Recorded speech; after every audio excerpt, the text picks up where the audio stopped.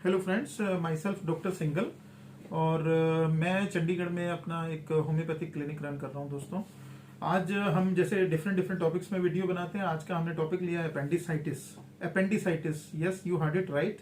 Appendix एक हमारा जो बोला जाए वेस्टिजियल ऑर्गन है। नॉर्मली ऐसा मानते हैं, बड़ी सारी थ्योरीज हैं कि अपेंडिक्स की शायद बॉडी में जरूरत नहीं होती है, लेकिन दोस्तों ये एक तरह का हमारा एक ऐसा ऑर्गन है जहाँ पे एक लिम्फॉइड ऑर्गन हम इसको कह सकते हैं। तो ये बॉडी का एक प्रोटेक्टिव टिश्यू की तरह से काम करता है और हम लोग आम भाषा में इसको ऐसा भी बोल देते हैं कि हमारे इम्यून सिस्टम को दुरुस्त करने के काम जो है वो अपेंडिक्स जो है वो अपने ऊपर रखता है। तो दोस्तों, जब कभी अपेंडिक्स के ऊपर इन्फ्लामेशन हो जाती है, सूजन हो जाती है, तो किस तरह के सिम्टम्स मोस्टली आते हैं। पेशेंट को बुखार हो सकता है, नोजिया वॉमिटिंग हमेशा साथ में जरूर रहते हैं, और फीवर विद रिगर्स, मतलब थोड़ा थोड़ा ठंड लग के उसको बुखार चढ़ता है पेशेंट को, वॉमिटिंग्स हो गए, plus loss of appetite. This is very common symptom, very common symptoms of appendicitis.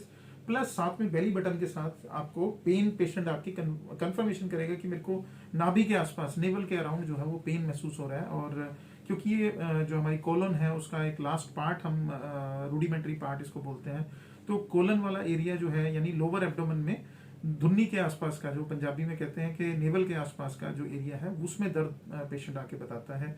और इसमें एक चीज मैं यहाँ स्पेसिफाई करना चाहता हूँ कि एक्यूट अपेंडिसाइटिस में हमें 24 घंटे से ज्यादा वेट नहीं करनी होती।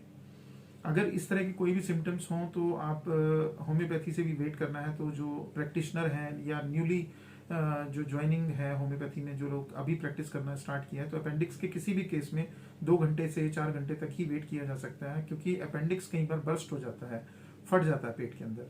तो हमने उसमें बहुत ज्यादा चांस लेने का हमारे पास टाइम नहीं होता। बट क्रोनिक अपेंडिसाइटिस, जहां पर पेन कॉन्टिन्यूस बना रहता है और पेशेंट आके ये शिकायत करता है कि मेरी गैस पास नहीं हो रही है डॉक्टर साहब, तो आपको डाउट करना चाहिए कि शायद उसको अपेंडिक्स तो नहीं बढ़ा हुआ है।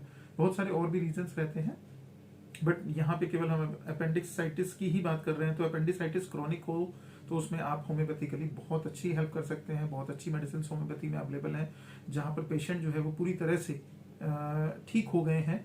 या इस तरह के केसेस जब आते हैं तो एक्यूट स्टेज होती है अपेंडिक्स की, एक्यूट को आपने कवर किया, उसके बाद आप क्रोनिक जो रीजन है उसको आइडेंटिफाई करके उसको ट्रीट कर सकते हैं। तो होम्योपैथी में इसका इलाज संभव है, लेकिन एक्यूट और क्रोनिक का जो डिफरेंशिएशन है वो पेशेंट को मालूम नहीं होता है, वो डॉक्टर को ही करना होता है। तो हमेशा इस चीज का हमें ध्यान रखना है कि एक्यूट केसेस किस तरह के हैं अपेंडिसाइटिस के, और क्रोनिक केसेस किस तरह के।